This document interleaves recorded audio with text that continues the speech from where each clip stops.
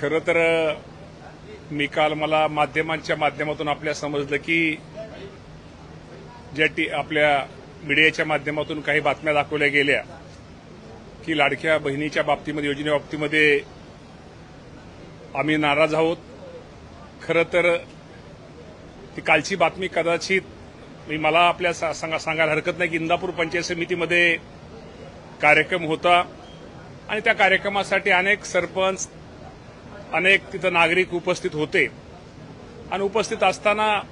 मी एवढंच त्यांना म्हटलं होतं की निधीच्या बाबतीमध्ये लाडकी बहिणी नवीन योजना आहे आणि त्यामुळे थोडी पूर्वी अडचण होत होती,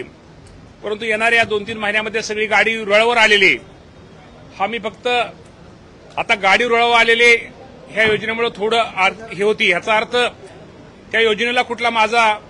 विरोध नाही किंवा विरोध असायचे कारण पण नाही। उलटी योजनाच आम्ही आणलेली,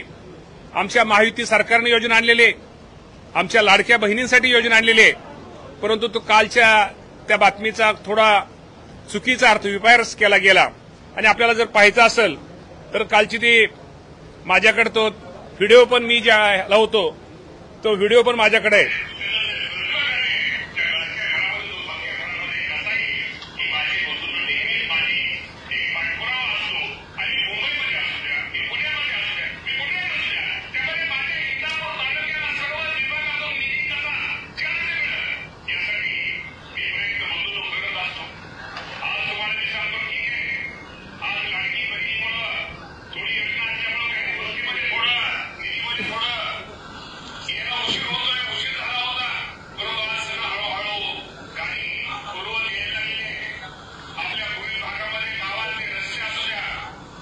गाडी रुळावर येते 2-3 महिने पाठीमागे अडचणी थोड्या येत होत, नवीन योजना असल्यामुळे अडचणी येत होत्या, पण आता गाडी रुळावर आलेली। याचा अर्थ माझ्या त्या लाडक्या बहिणी योजनेला विरोध असणं किंवा हे असणं म्हणणं हे चुकीचं होतं।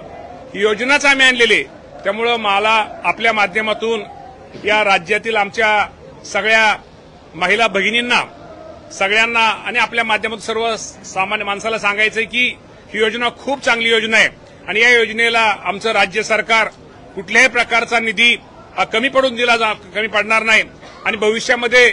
ज्याप्रमाणे मुख्यमंत्री आणि आमचे दोन्ही उपमुख्यमंत्री यांच्या मनात अनेक आमच्या महिला भगिनीविषयी पुढच्या अनेक गोष्टीत त्या बाबतीमध्ये ते तिघं पण त्या बाबतीमध्ये